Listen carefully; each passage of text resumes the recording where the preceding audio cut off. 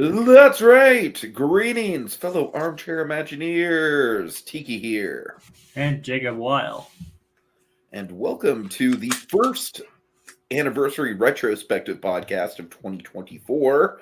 A year that, oh my God, between like 1999 and 2000, like there's going to be a lot of, between 1999 and 2004, just those 2 years alone are going to be big anniversary years. We're going to have a lot of retrospectives coming up, but today it's the 65th anniversary of Sleeping Beauty. That's right, the 1959 Walt Disney Animation Studios classic.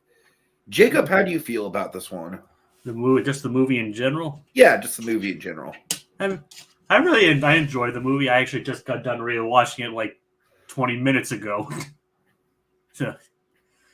And this is a movie that I do remember having a tape of when I was younger. It's when we had a whole bunch. We had those classic Disney tapes and all that, and this was among them. Mm-hmm. And it's like I don't think it's one that I dug it that I did even dove into quite a lot as some of the other ones, even from the Walt era. But I do distinctly remember watching this and being surprised by a lot of it. And even watching it nowadays, I still think I still enjoy it. I found a lot of it great. It holds up. Like as we can see here, spectacular backgrounds. The animation is like probably some of the best of that particular era. And I overall just really enjoy the movie. It's just like probably not the I don't know if I'd call it the best from his overall era, or at least not the movie I'd enjoy the most from that point of time. But it's inarguably a very important one for a number of reasons. So. For sure. Let's see. We got Code Gias in the comments. He's saying Sleeping Beauty is pretty good, and it led to the great reimagining film Maleficent. I've actually never actually watched either Maleficent movie. I do. I've seen the first one. And honestly, it's okay. You're not missing much. The big deal breaker, though, is as a spoiler, like maybe she does in the sequel, but in the first live action one, Maleficent herself does not turn into a dragon.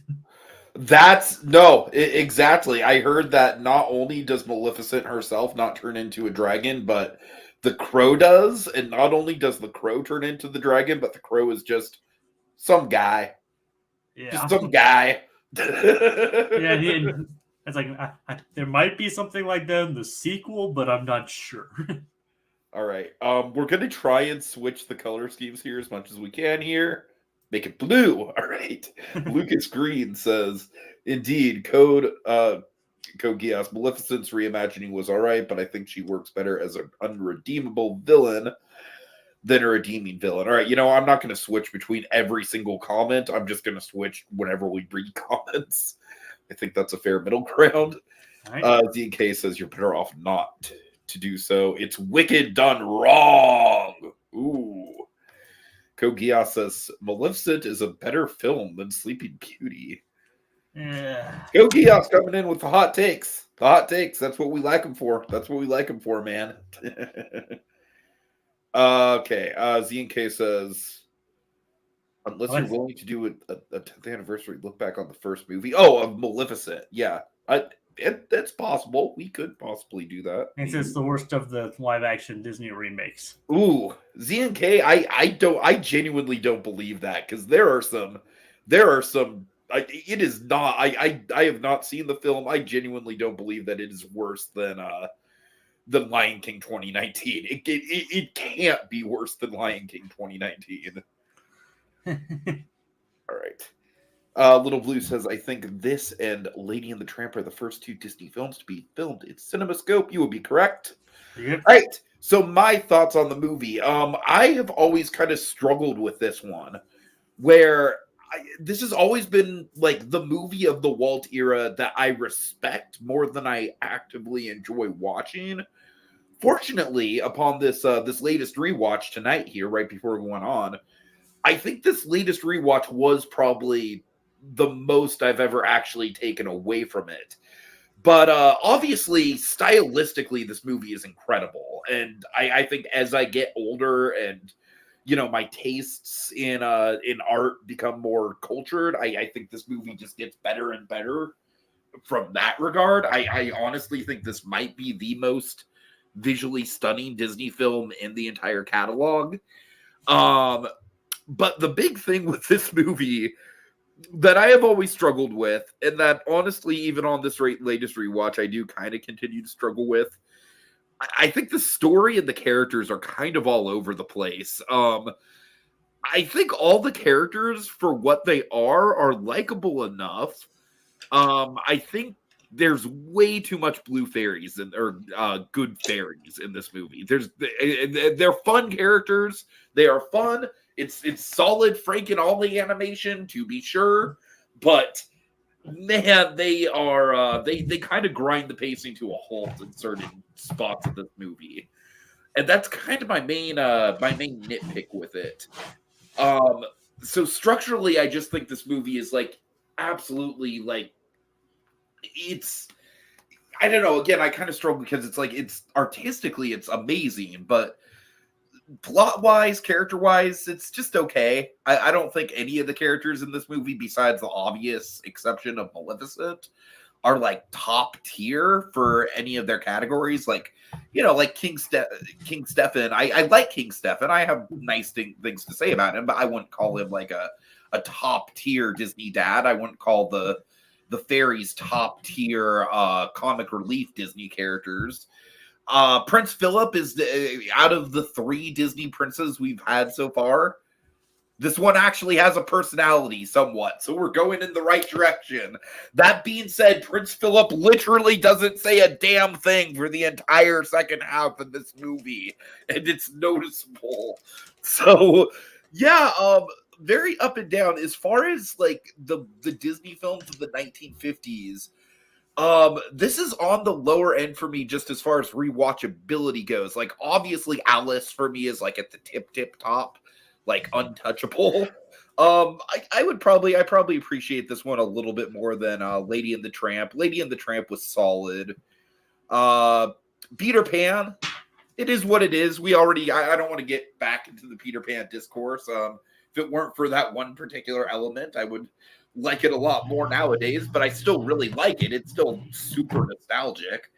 And then Cinderella, I think I probably would put Cinderella a touch above this one just because I think the character work is a little bit better. And honestly, I think Lady Tremaine outclasses Maleficent just a little bit as far as villains go, just because, you know, as I'm sure that we'll break down with Maleficent, excellent presence, awesome design and all that, but, you know, motivation not quite there. Whereas Lady Tremaine, she's all motivation, man. So we'll break it down.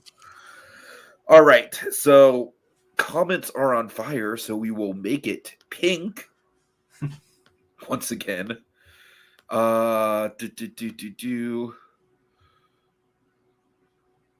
Okay, sorry guys. Let me find my place here. Okay, Lucas Green says, or I'm sorry, Little Blue says, oh, I'm sorry, I already read that. My bad. Kogia says Maleficent is third best of the Disney live action remakes, only behind the 2 Alice in Wonderland films. It's fair. That's fair. Lucas Green says, I don't know about you guys, but this movie's focused more on the villains and secondary characters, gets more attention than the lead and the prince. Even the kings get even the kings get more screen time. It's a fun scene for sure, but my god, that scene is like we'll get into it. I totally agree. Okay, Z and K says oh, you want fairies that grind the story to the halt? Watch Maleficent. They ruined the fairies. Kogias, I believe he also says the fairies were kind of used sparingly. So I'm not sure who to believe. One of you's gaslighting me. Little Blue says, not to mention Maleficent came out on Sleepy Beauty's 55th anniversary, and the Maleficent sequel came out on Sleepy Beauty's 60th anniversary. That's kind of cool. Interesting. Kogias says the fairies take up too much screen time. I assume you mean in this version, in the original. Okay, Z and K says they turned them into a knockoff of a knockoff in the hope of the Hocus Pocus witches and the Three Stooges. I've seen the designs of the Maleficent fairies. Kogias, I'm not gonna lie, they're pretty hideous. I'm sorry, man. They're pretty hideous. I'm sorry. All right. So, Jacob, let's get into a little bit of background. Okay. Blue Dragon 5 usually has like a whole essay ready to go. I just don't have the time or energy to do that. So I apologize. But what I can tell you guys about it is this movie was in story development hell for a long time. Like initially the pitch to do Sleeping Beauty was way back in the late 30s, I want to say, like right around the time of Snow White coming out. It was one of the ideas pitched around for like a follow-up to Snow White potentially.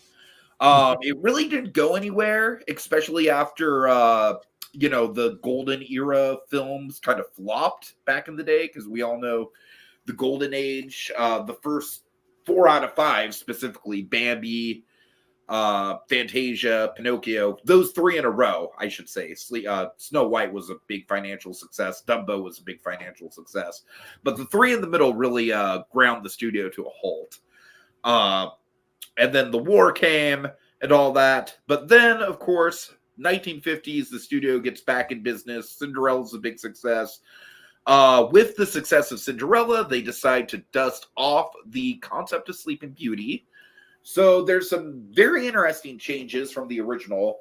First of all, Jacob, did you know that the original Sleeping Beauty has a 100-year time jump? Yes. Isn't that crazy? It is pretty crazy. There are, not to mention that the fact that there are 2 different versions, the Grimm and the Perrault version. Oh, that's true. That's very true. Yeah.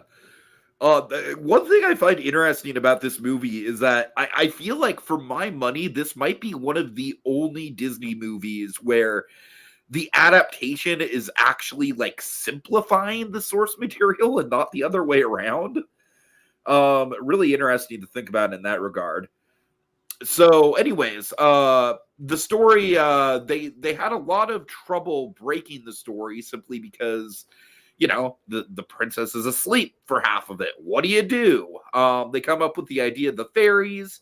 From the get-go, from early development, the fairies were going to be a big focal point. Jacob, do you know how many fairies they initially had in the first story treatment? 7, I'm getting a guess. 8. Huh, that was close. They were like, you know what? Let's do one more than the dwarves.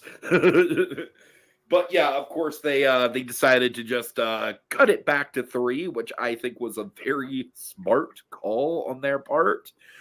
Let's see. So then throughout the 1950s, it was all about ironing out the story. Like, basically, this movie was in development the entire decade of the 50s.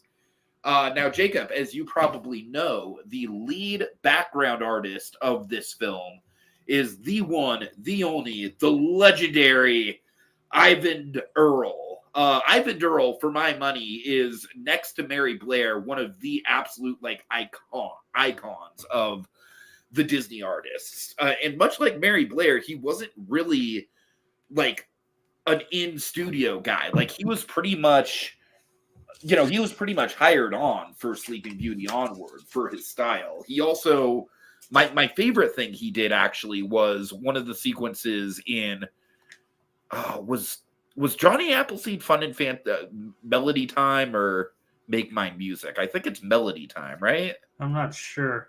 I apologize. It's one of the two. Those two blend together in my mind so much. But Johnny Appleseed, the ending of the Johnny Appleseed short, the Cherry Blossom Sky, one of my all-time favorite Disney images. It's Melody Time. Melody Time. All right. Yeah, so that was one of my all-time favorite Disney images, is the ending of that, the Cherry Blossom Sky. So Ivan Earl kind of comes on from that, and man, the dude just has such a distinct style. And basically the whole idea of the style of this film was they wanted to essentially have a medieval tapestry come to life. And I think he really did that well. One of the interesting things about the development of the movie is that there was a real clash between the character animators and the background animators. Now, obviously, Ivan Earl's style is mostly in the background designs. This is like probably the most stylistically distinct movie of the Walt era. I know firsthand that not firsthand, but I know, I've heard that Frank and Ollie in particular really struggled with the style, and you can kind of notice that with the way that I'm sorry, I always want to call them the blue fairies. Only one of them is blue. I apologize. The good fairies. The good fairies really pop out from the backgrounds a lot more than the other characters. Specifically, Mark Davis did the animation on Aurora. And you'll notice Aurora is a lot more angular. She's a lot more, she blends in a lot more to the overall style, which I find really interesting. And so, and of course, my favorite piece of trivia surrounding this movie, Disneyland opens in 1955, and I believe as early as 1954, Walt Disney was already promoting this film by calling the castle Sleeping Beauty Castle. And that is one of my absolute all-time favorite pieces of Disney trivia. I think it's so interesting that, because everyone complains about the parks being like IP dumping grounds now, but like, baby, the original icon of the Disney parks, Sleeping Beauty Castle, was promotional material for a film that was literally like 4 or 5 years away at the time that the public first knew about it. So I think that's a really, really funny and interesting way to look at like the very genesis of the Disney parks. I mean, I have some interesting trivia too. Okay, sure, go ahead. I mean, it's like, again, nothing more than just a little tidbit. Is that like, yeah. Chuck Jones did some work on this movie. Yeah, no, he did. You're right, and it's you can kind of tell too, like, because didn't he do the Bard? Isn't that him? I'm not entirely sure. It doesn't mention what he did, and his work. Okay, because the Bard feels like it's him. Well, I mean, ultimately, he wasn't very happy with his work with working at the studio, so he went back. Because this is at the time when Warner Brothers was closed. Okay, got it. I mean, you all know that Chuck was a huge admirer of Walt Disney. Sure. Even for a long time afterwards. It's like he admired the man, he just didn't like working for him, as it turns out. I don't know for a fact that he did the Bard. It just feels like his style. I'm just saying. Anyways. I mean, like I said, I'm not sure. I think he worked under Ward Kimball for a bit, for 4 months.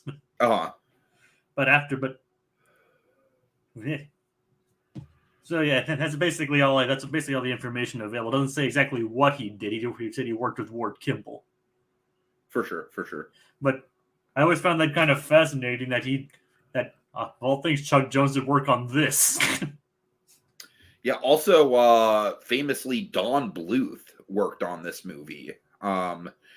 In his very short career in the Walt era. I find it so interesting that Don Bluth did technically work under Walt Disney for a period of time.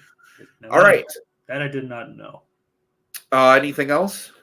Nothing that I can think of. Okay, so let's make it. All right, comments. God, you know what?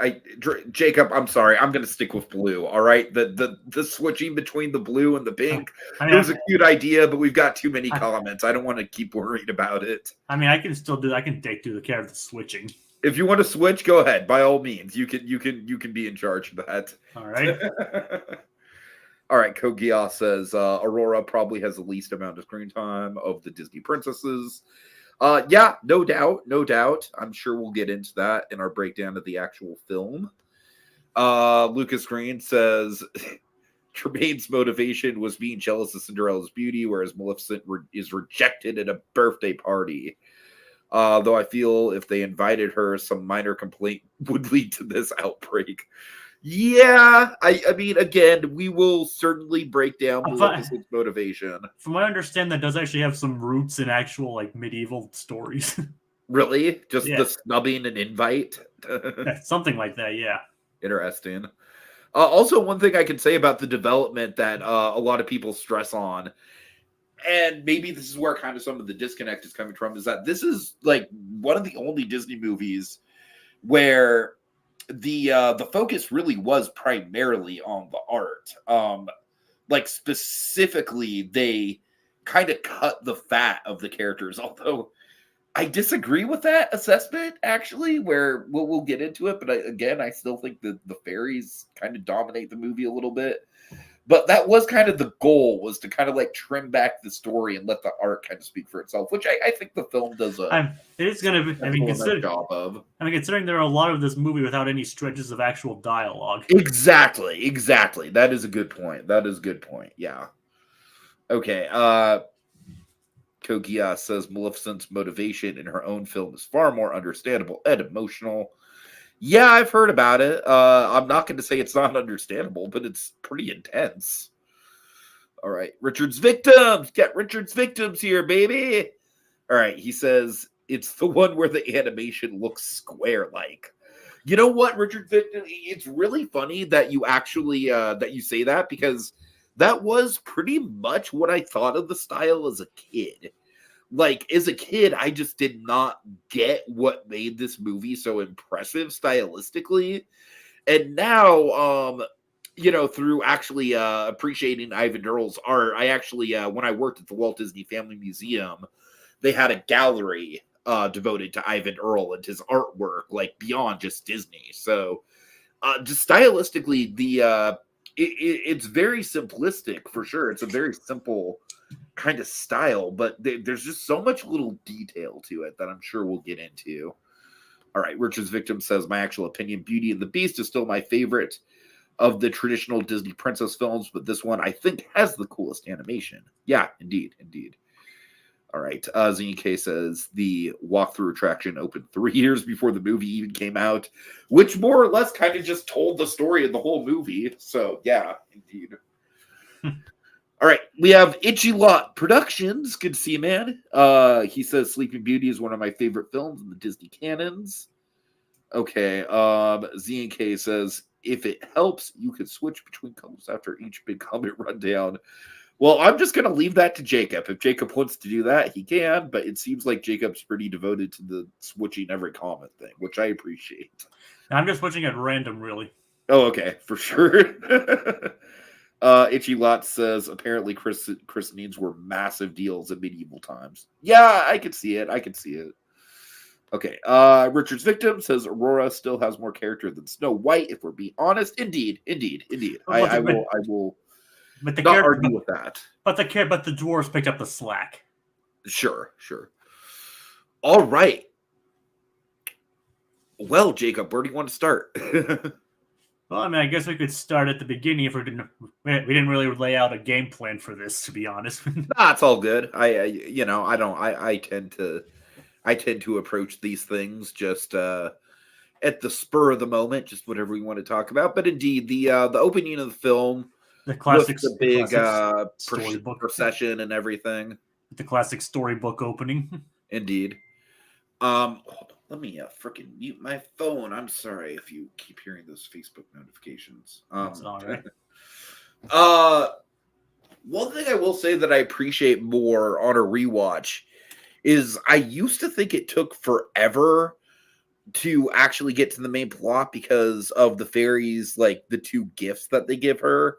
But now, honestly, looking back on it, the sequences with the gifts are fucking cool, man. Like, there's some really cool practical effect work going on in that animation. Like the doves flying during Merryweather's gift, stuff like that. Yeah. So that I will give the film. So yeah, let's with the christenings being a massive deal, with Maleficent's motivation. All I can say to that is I just kind of think that we maybe could have spent a little bit more time on, because one thing I think the film is very vague about, that I get that we're just kind of trying to do, like, Maleficent is literally like the personification of evil, but how exactly does she relate to this family and this kingdom? Like, that is what I don't get. You know what I mean?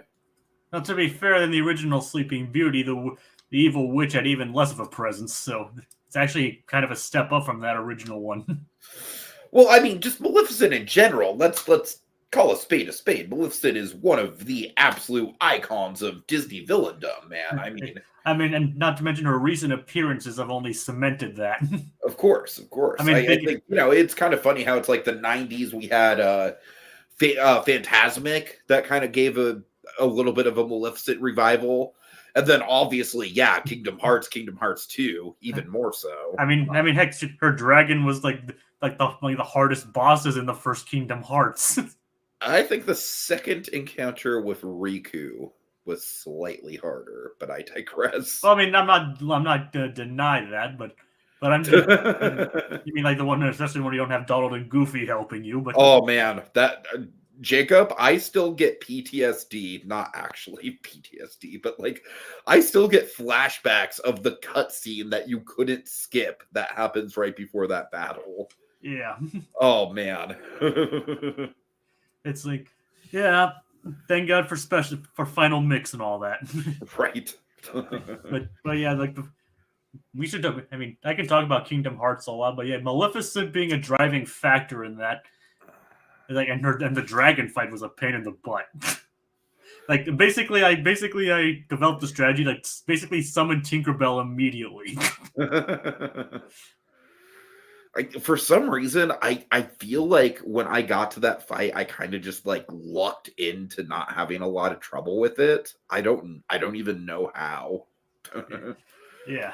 Anyways, I even remember Shadow Sora being harder than that fight when I played it. Anyways. Yeah. So, the movie, the actual movie. Which, it's actually, speaking of Kingdom Hearts, the proper story to actually get told in Birth by Sleep. What story? The story of the story of Sleeping Beauty. Oh, okay. Cool. Would be told in Birth by Sleep. Uh-huh. Okay, Lucas Dream says, if I had to guess, she's a being that was born evil. Maybe she's representative of evil if she feels entitled to be at the celebration. Okay, Itchy Lot says, when I was a kid, I only focused on the Disney stuff in Kingdom Hearts. If there wasn't a Disney character on screen, my interest was gone.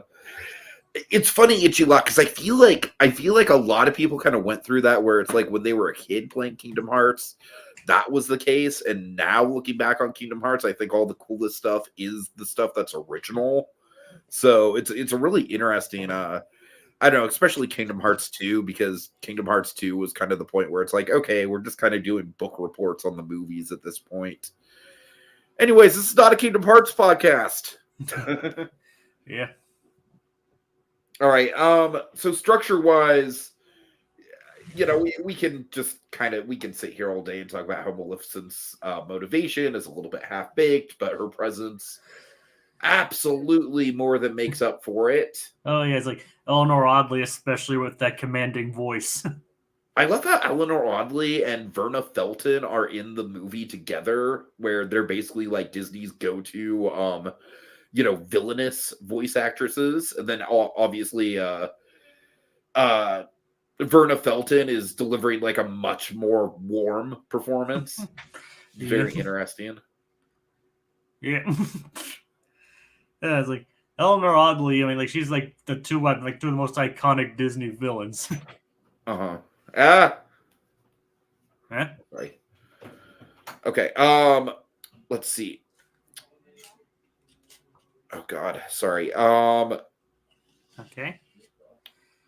But yeah, Maleficent's presence overall, like, you definitely feel like you can just, like, even without her really doing much of anything, you can just tell she has this immense power.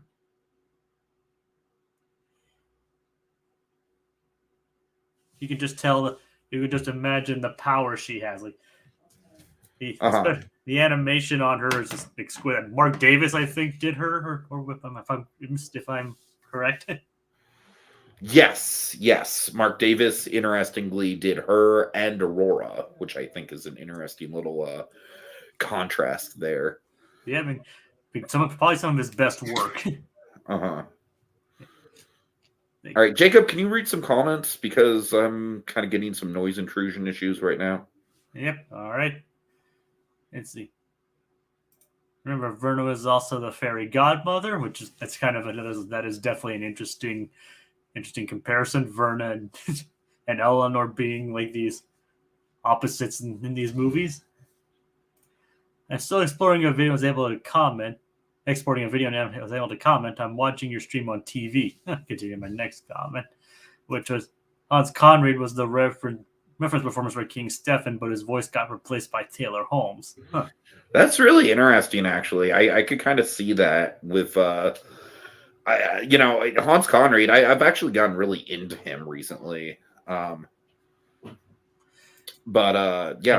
Honestly, I kind of like the pettiness of Maleficent's motivation. Like, she was like, "You didn't invite me. Screw you. I'm making your daughter." Well, technically, she said make your daughter die. It was. I was gonna say, yeah, I do think that one thing about this movie that I think you can absolutely point to the whole, decision to not focus on the story is that Jacob, the magic makes no damn sense.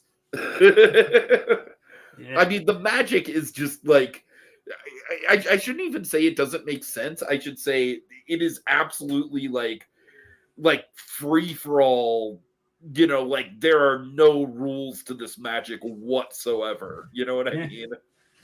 Yeah, I was like, even when I was younger, I was kind of thinking like, well, if they could have just given him the sword and killed Maleficent, why didn't they just do it before? That's what I'm saying. Yeah, I think there's a lot of questionable stuff regarding the magic in this movie and what they can and can't use. I mean, obviously the final scene is still amazing, but of course, yeah.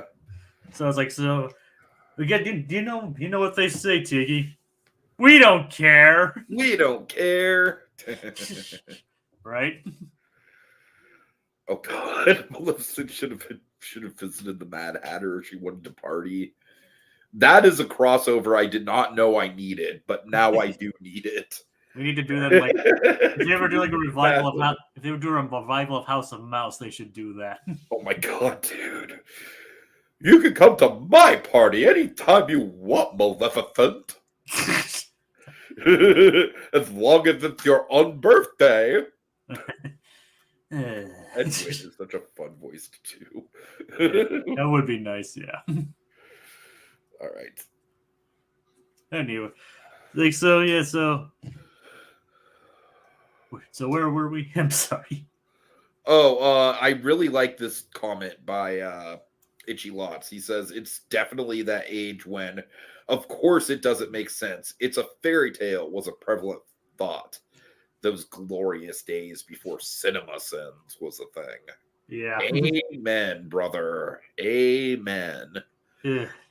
All right. It's like, and talk about something that needs to go away. Like, oh my God, dude! Like, fucking MatPat is retiring, but CinemaSins is still going strong. I mean, don't be wrong. I have issues with MatPat too, but well, MatPat, I respect MatPat. You know what I mean? But I respect the guy. It's like even if I don't really like his content all that much anymore, you gotta respect the man. I mean, I liked his earlier stuff. I mean, don't get me wrong. That's what I'm saying. CinemaSins. I have no respect for that channel. I'm sorry. I have zero respect for that channel. I mean, especially since they operated it's like, oh, it's satire, but then it's satire unless it's legitimate criticism, unless it's satire, basically. Right. It's like they flip flop. It's like, we're not supposed to be taken seriously, but then they have the exact same comments on their actual stuff. It's just like, okay, is it satire or is it a joke or are you guys being serious here? All right. You know what I think actually does not exist anymore? What? As far as I know, Honest Trailers. As far as I know, that is not a thing anymore. I never really got into them in the first place. I didn't really I could take or leave them, but I did really get into movie fights for a while. As you know, that was the basis for Disney Debates. Yep. And Disney Debates is still going strong, and we don't have any scandals involving our hosts, do we, Jacob? Nope.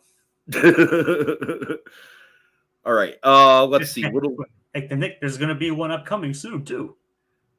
Yeah, there's going to be an upcoming scandal. No. Yeah, we're in the process of planning a new debate as we speak. By the way, folks, I hope you're still voting in the Golden Tikis. That's right. New categories every other day.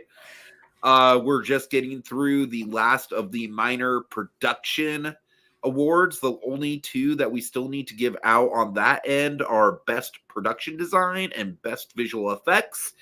And then after that, we'll be getting into the big dog: screenplay, director, actor, supporting actress, supporting actor, and picture. So yeah, participate in all of that. Anyways, Little Blue says King Hubert was voiced by Bill Thompson, who voiced Mr. Smee.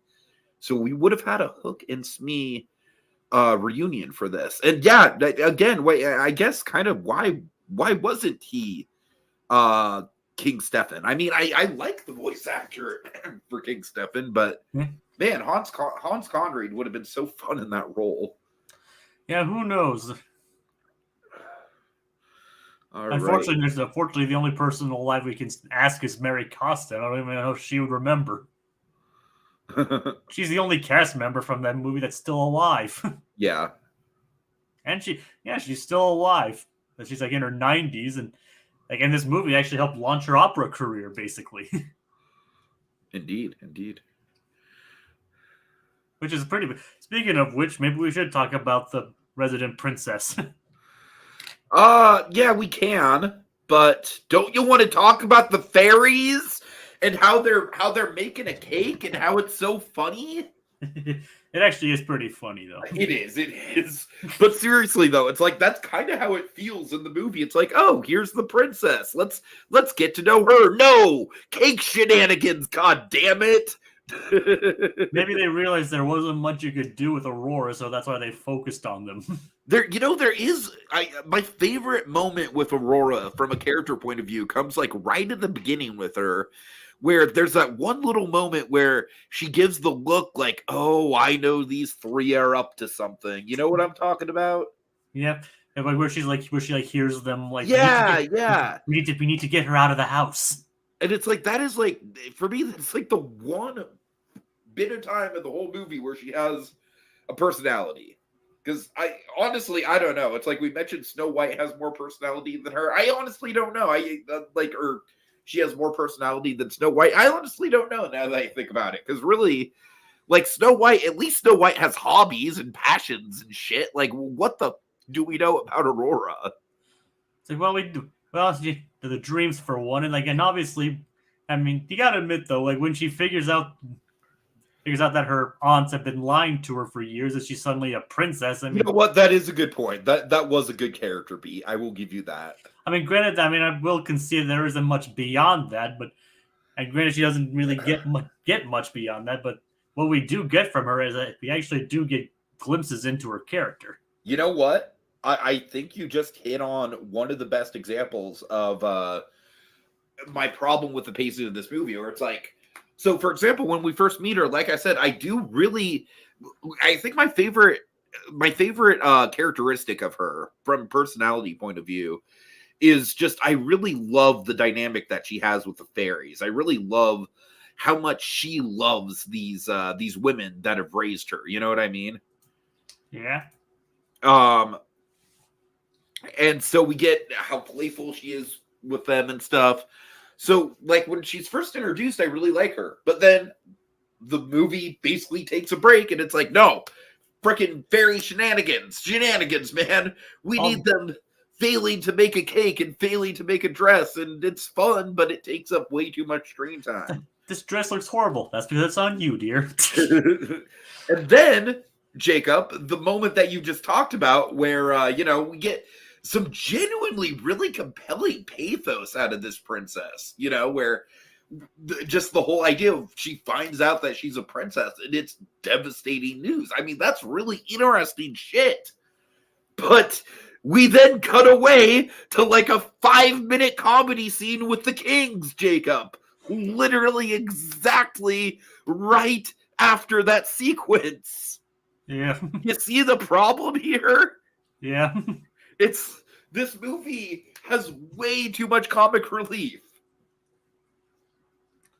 Although I will say, in the scene with the kings, that drunken bard is funny as hell. Yeah, he is. All right. I think some of that could be chalked up to the fact that Walt wasn't there for most of the movie because he was, planning Disneyland. Oh, yes. At this point in the Walt Disney animation, this was absolutely the last movie that Walt was passionate about. Besides, obviously, Mary Poppins, which, you know, not an animated movie. But, anyways. Gumps. Okay, Z and K says you could say the higher focus on the side characters rather than the main leading couple is in the same vein as something like the Birdcage. Actually not seen the Birdcage. I'm sorry. I know. I should.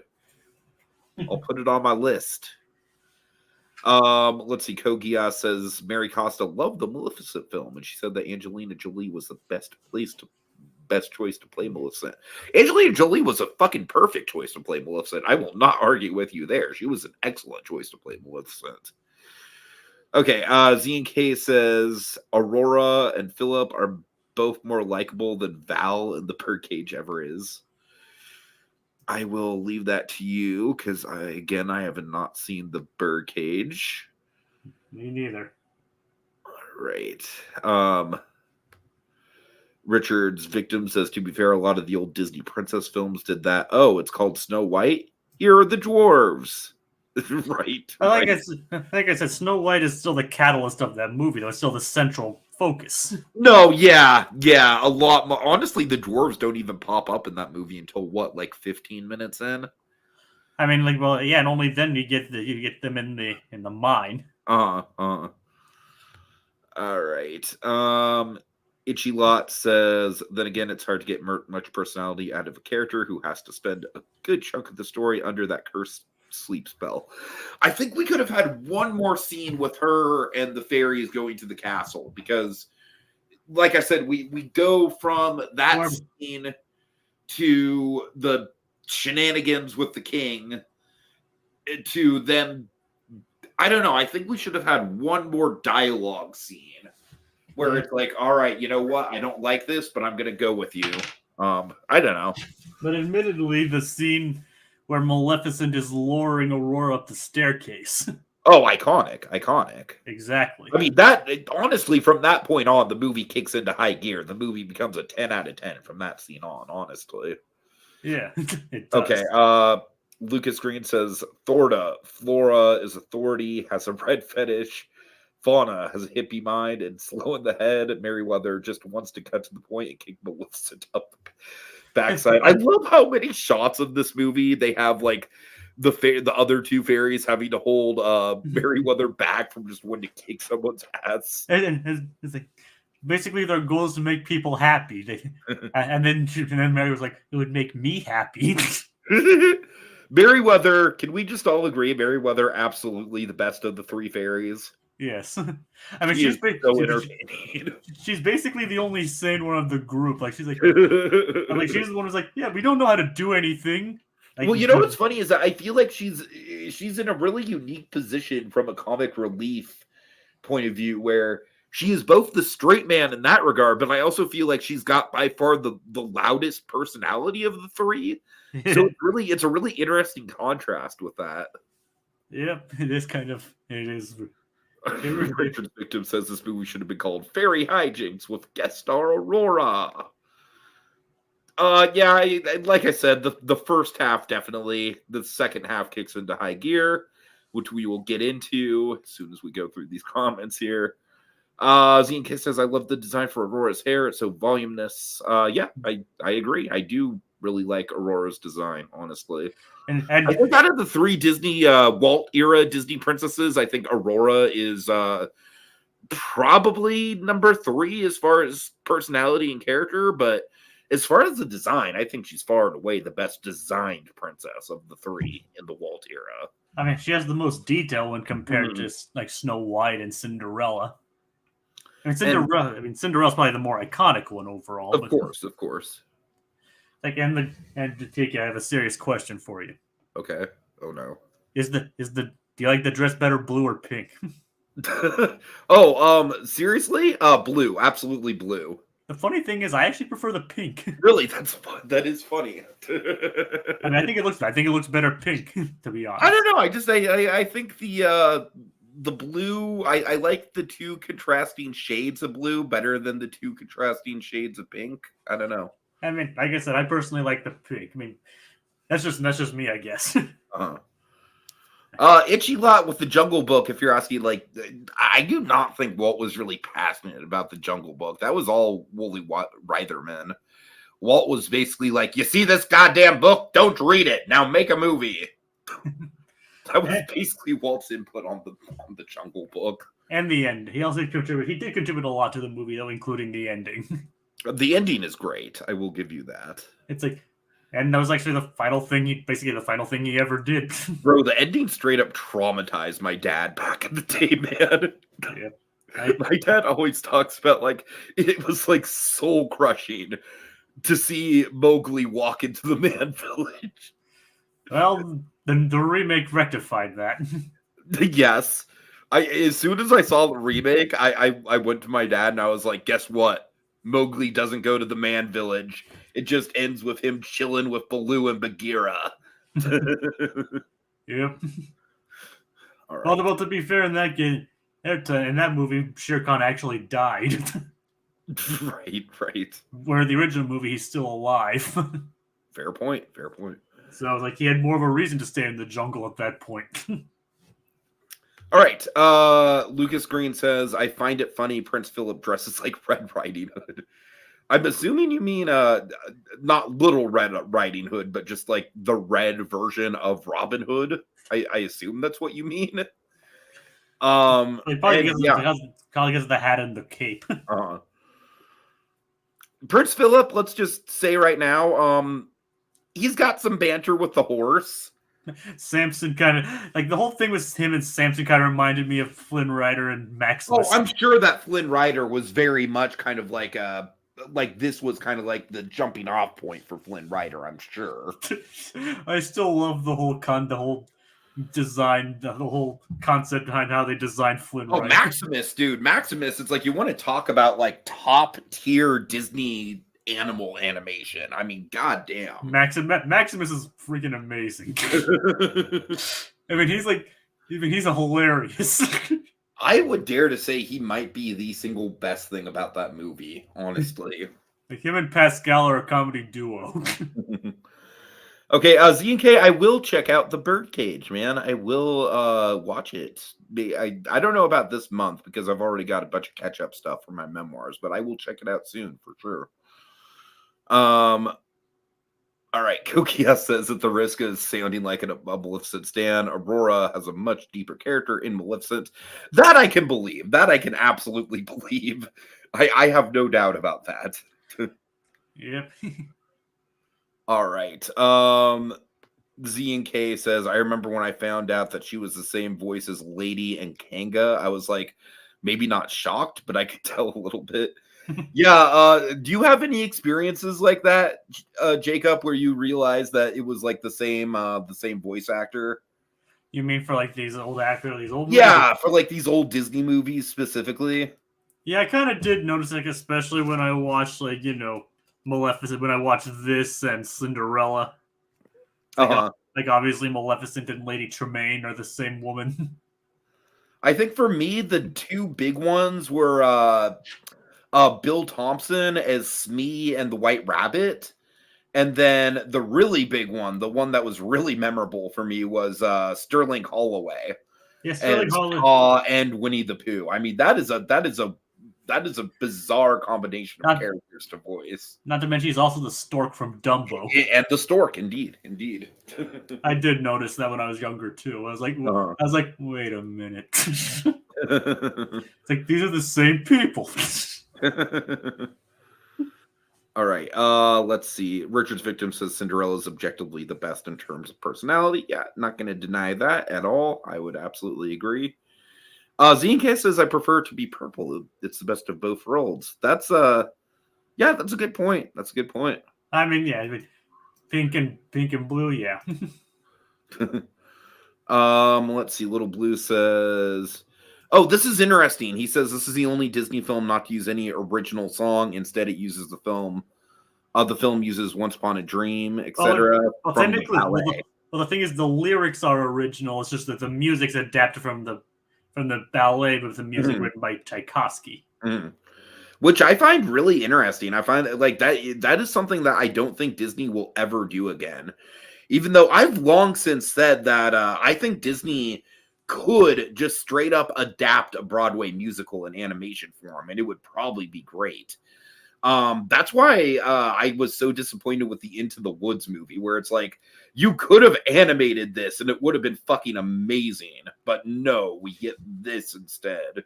And it's a shame because the original creators of that show are involved in the movie making process too. Look, I mean, that movie was, I don't know, man. It was I did not care for that movie. I'll just put it that way. I mean, like I'm saying, is like the original writer and songwriter for that movie of that show were involved in the making of the movie.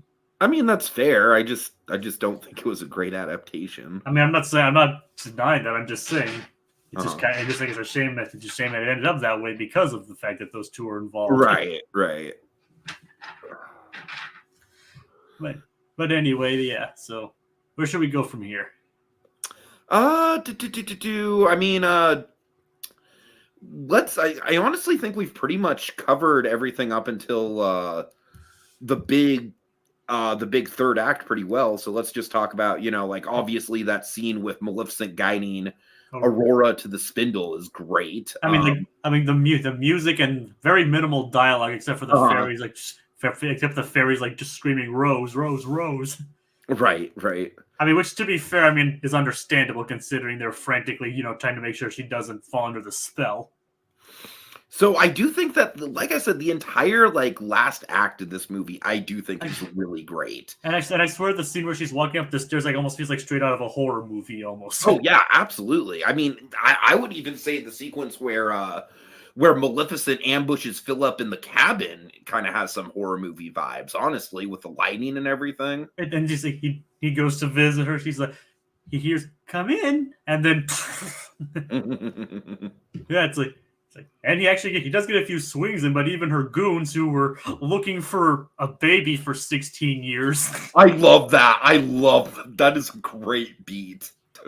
I mean, and it is a good explanation as to why they were perfectly safe for 16 years. But even they proved to be more than a match for Philip. I also I forgot to mention this earlier, but I do genuinely like that the whole pink and blue thing does become a plot device with the fact that the crow sees the magic. Yep, I thought that was nice. And I think that was actually also stemmed from the fact that the creators themselves could not decide what color her dress to be. Right. I think I heard something along those lines.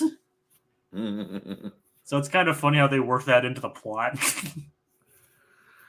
All right, Richard's Victim says, here's another thing Disney will never do again. Make a creative film. Not under Bob Iger's leadership, they won't. I'll say that much. I don't know. We'll see. It's not looking great. Well, we'll see. Okay, yeah, Z&K says it's a shame that so many Broadway musicals haven't gotten animated adaptations and it's only live action. Hard agree. I genuinely don't know how. For my money, I don't think there's been a single high-profile animated Broadway adaptation. Can you think of any, Jacob? I mean, I'm sure there probably is one out there somewhere. I just can't think of one. I'm pretty sure there's a weird animated version of The King and I. That's about the only one I can think of. And that might be based on the original story more than the actual Broadway adaptation. And obviously they brought in people from Broadway to work on their movies, obviously, but I mean, quite a few times, as we've noticed, even back in the 90s, back in the 80s, 90s, and even the 2000s. Man, I so wish that Spielberg's Cats would have been a thing. I mean, honestly, as much of a train wreck as the actual Cats movie is, I think Spielberg's Cats could have been incredible. Yeah, probably would have. Animated movie with actual cats. I mean, and amblemation too. Amblemation. Yeah. All right. But yeah, basics. So they end with luring luring Aurora, capturing Phil. Maleficent actually gets stuff done. You know what else I really love about Maleficent is just the fact that, like, she just loves what she does so much. Like, throughout the whole movie, she is having such a fucking fun time. Yeah, I mean, you can at least based on the performance, it seems like Ellen Rodley had a fun time being this over the top evil, evil person. Like, it's like you can just tell how fun it was for her. Like, where she's sitting on her throne, like, admiring the dance and the celebration, and she just goes down to the dungeon, basically just to troll him. Yeah, it's like, and I like how it kind of does like touch upon the original story a little bit, like, and then in 100 years. Yeah, no, that sequence is interesting because it is basically like the original story for sure. It's like she basically is like, and then you go there in 100 years, all wither and frail. Uh-huh.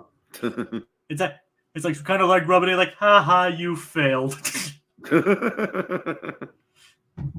And of course, like, so Maleficent is like, she's like one of those like deliciously evil villains you can't help but love to hate.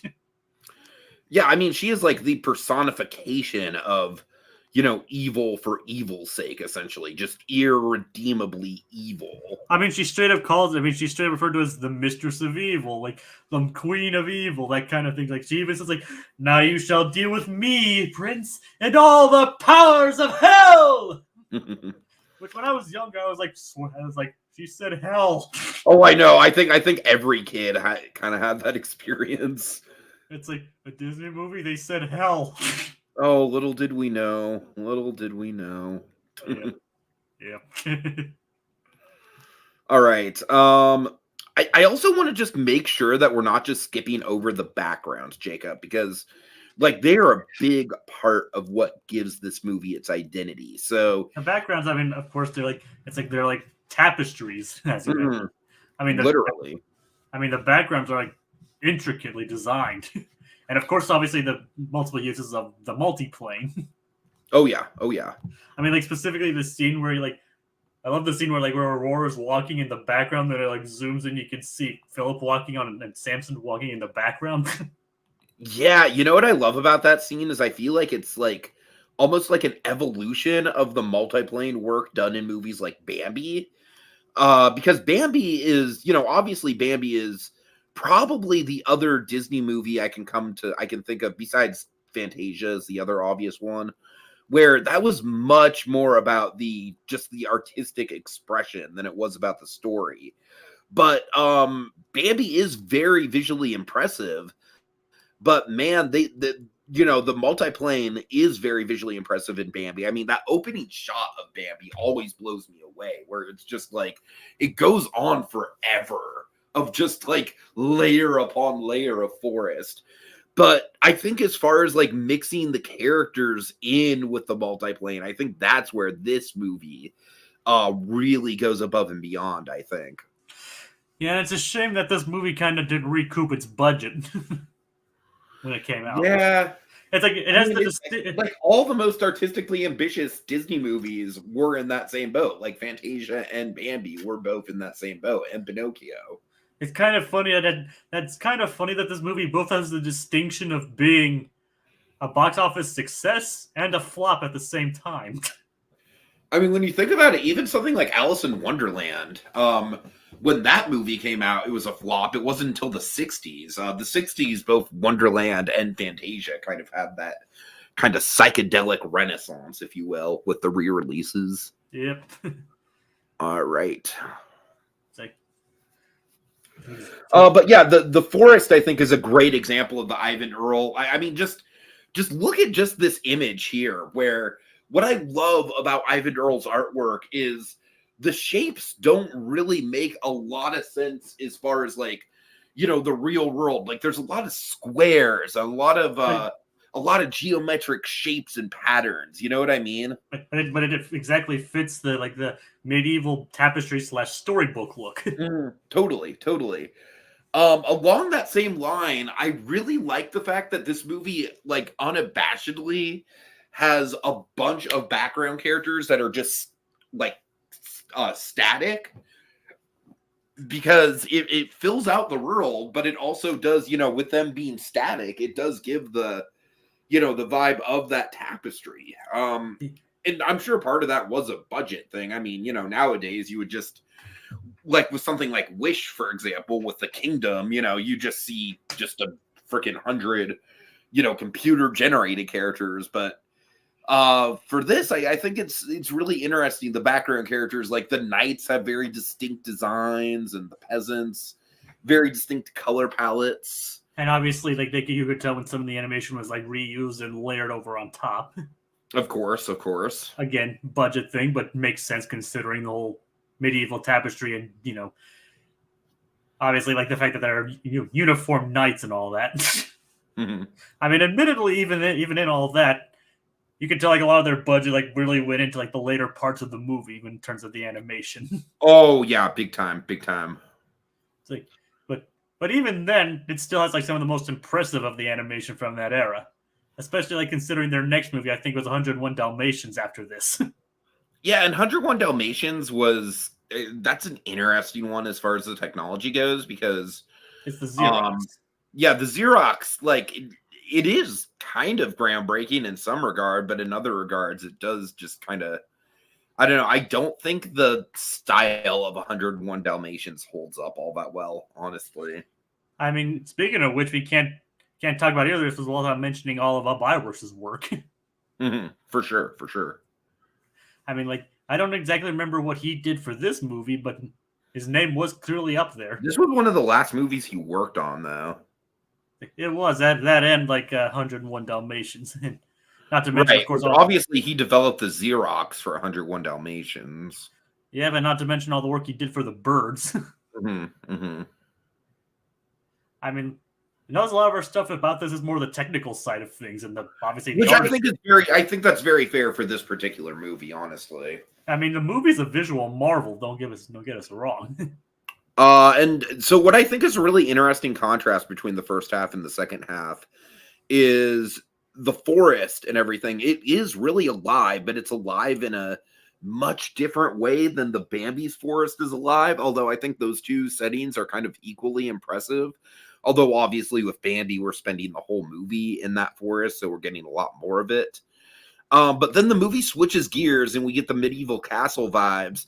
But then the last act, we get Maleficent's domain. And that is just some straight up Black Cauldron shit right there, man. Like, honestly, on a rewatch, like, I forgot how dark and gothic some of the atmosphere in that castle is. They need to make something regarding Maleficent's castle in the parks. Oh, I totally agree. I love that the drawbridge with the giant hands that are holding up the chains. Oh yeah, like I mean, talking about like all the backgrounds. I mean, I love how, especially how it's kind of like a contrast between all of the other Ivan Earl stuff we see. That's what I'm saying. Yeah, it's a great contrast between like the forest and the castle and everything. And it feels like, funnily enough, it looks like. The funny thing is, it looks, funnily enough, more realistic. Therefore, in contrast to the rest of the movie, therefore, it kind of stands out a little bit more. Sure. All right. Well, let's talk about the gauntlet, Jacob. The gauntlet. Oh, the gauntlet. Yes. I mean, just hands down, one of the best climaxes, not just in Disney, but I think of any animated movie. And you will notice that Prince Philip, I'm pretty sure that Prince Philip has zero dialogue in the second half of this film. Oh, pretty much, yeah. I mean, to be fair, Aurora doesn't. The last time he speaks, I'm pretty sure, is when he talks to his father. Aurora doesn't have any dialogue either, but she has an excuse. Right. Honestly, I kind of feel like it might have been a stylistic choice, especially at the end, where it's like, the ending, I feel like the ending is very much a stylistic choice in regards to like those two, they each other, they're in love. Look at that. Yeah. Kind of speaks for itself. We can let the other characters kind of do the talking, specifically the kings. Yeah. But I guess what they say, actions do speak louder than words, and let's just say Prince Philip kicks butt. Although I will say he has a lot of help from the fairies, man. He does. I'm not going to deny that. He has a lot of help from he would have not. Let's just call a spade here. He would have not survived that encounter. fairies. Basically, they all contributed. Uh-huh. It's like the escape, like to Fairy Merryweather turning Diablo into a stone. I think my favorite is the molten lead being turned into water with the rainbow arch. Yeah, that was great. It's just a cool visual. A lot of cool visuals in that. Like it's like the arrows turning into flowers and all that. The rocks turning into bubbles. Uh-huh. And of course, And again, a lot of cool practical effects here too. Yep. Maleficent even shows concern when Diablo gets turned into stone. Oh, I actually like the emotion she puts into that. It's like it's very brief, and then she realizes that they're escaping, and then just goes off on her own. And then, of course, the scene. When I was a kid, man, this whole movie just revolved around these brief couple minutes, Jacob. Like the dragon. The dragon. Like where basically she's like, all the powers of hell! And then just transforms into this gigantic, monstrous purple and black dragon. Yeah, and it's pretty incredible. It is like even like Guillermo del Toro labeled as like one of his favorite cinematic dragons. Uh-huh. So it's just considering him, it's pretty high praise I got. I'm not gonna lie. Oh yeah, but I mean, I think I would have to agree with him. I mean, honestly, I for my money, I can't think of anything that even comes close to it as far as just being iconic. Oh yeah, it's like the funny thing is I don't think Maleficent really even says much after she turns into a dragon either. I don't think she says anything. She just gives in to being the dragon. It's just like, okay, all holds barred. The gloves are off. I'm gonna freaking kill you. Right. And it's awesome. It's like it's the classic medieval, knight versus dragon kind of thing, and they really play into that. And even with their death, I was surprised with it. They actually show blood. Yeah, for sure. Like, I also love the image of just the blob of black and the sword, at the bottom of the cliff. After her death, yeah. I always kind of imagined that if they took the sword away, she would come back to life. Ooh, that's funny. That's interesting. Yeah, I don't know if that would actually happen, but and probably we're never going to get a sequel to this thing, so who knows? Uh-huh. Oh, this is interesting. Apparently, when she laughs and screams as the dragon, it's reused audio from the hag from Snow White. That's interesting. I actually never noticed that. Me neither. Yeah. So yeah, like spectacular climax. I mean, the climax I think makes up for the rest of the film. Uh-huh. I mean, probably like some of the best definitely like the best action sequence Disney made from that era. I would say it's definitely the best action of the entire Walt era, not just this particular 1950s era, but of any Walt film, I would say. I mean, they didn't really do a lot of action stuff in those really movies anyway, but I mean, honestly, I gotta say, I don't think this has ever been topped, just as far as like an action climax in a Disney movie goes. I think this is it, and it will always be it. I think this is like the big legacy for this film. I mean, it's basically the one thing that everybody remembers, and it's in all the trailers and all the marketing for this is like Maleficent the Dragon. I mean, can you blame them? It's one of the most iconic sequences in cinema history. All right. So then we get a really quick wrap up with the prince and everything. And like King Hubert realizes that the peasant girl his son was in love with actually is the long lost princess. Mm-hmm. Which you gotta admit though is like, as far as that goes, it actually was pretty progressive for the times. Like, wow, you're living in the past. It's the 14th century. It's like it's actually pretty progressive for the time if you think about it. Sure. So yeah, it's nice. And then everyone all wakes up from the slumber, and they have one last dance to Once Upon a Dream, and the fairies continue arguing between pink and blue. And I will say, I've always really loved the image of them dancing in the clouds. I think that's like such an iconic. That honestly might be up there with the most iconic endings of any Disney movie, I think. And you can even say that the ballroom scene in Beauty and the Beast even paid tribute to that. Oh yeah, for sure.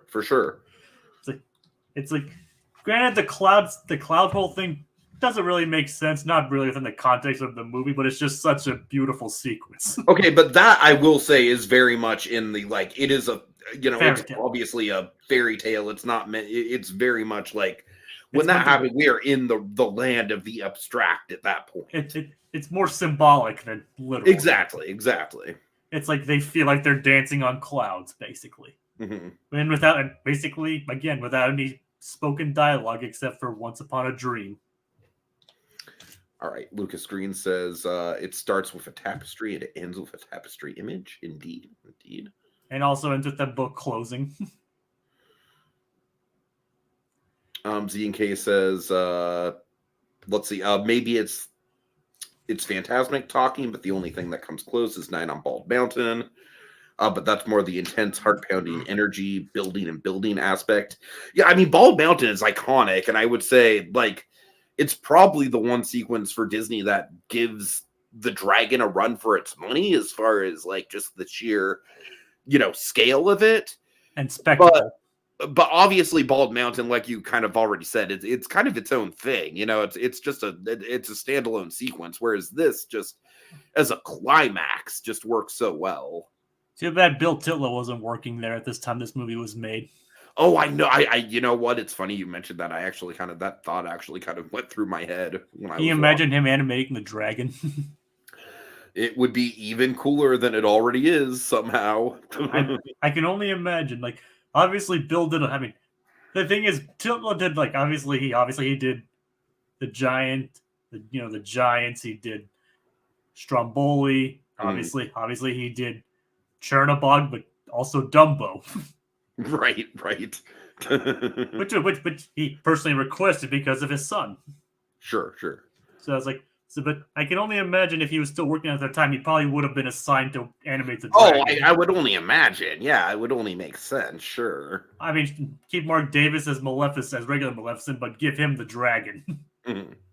And somehow it'd probably be even more impressive than it already is, as you said. All right, so final thoughts? Like I said, I still think it holds up. I mean, especially artistically, like even like, and I think that the version of Disney Plus that you can see in all of its widescreen glory and high definition, I think it actually improves it a little bit. I mean, that's just me, I guess. So it's like, especially artistically, this movie does stand up as like an animator's and painter's dream. As a story might have used a little bit of touching up, but I still think it's a good watch to every now and then. It's not something I'd probably go out of my way to watch. But I still highly enjoyed it. Yeah, I mean, I agree that, I don't know, story-wise, I think I got a little bit more out of it than I have. But I think ultimately with this movie, you have to just kind of go in just, wanting to be immersed in the art above anything else. That's kind of the key to enjoying this thing. And if you go in with that expectation, then it is a hell of a good time. I honestly think out of all the Disney catalog, this is the one that comes the closest to actually feeling like a real fairy tale. And I think a lot of credit needs to be taken there. And obviously the Ivan Durrell artwork, I mean, goddamn, I want it on my wall, Jacob. I want it on my wall. It looks so good. Oh yeah. All right. So big thanks to Little Blue, Lucas Green, Kogia, C&K, Richard's Victims. We had a lot of comments tonight. Yeah, for sure. Also Itchy Lot Productions. Big thanks to all you guys. You guys all rock. I really appreciate each and every one of you. All right, Lucas Green says my final word. Scumps. A toast to our time. 65 years and I'll keep up the rhyme. Fill up your glass, clash the wine. Scumps. I think that's a good note to end out on. All right. Have a good night, everyone. Good night, everyone.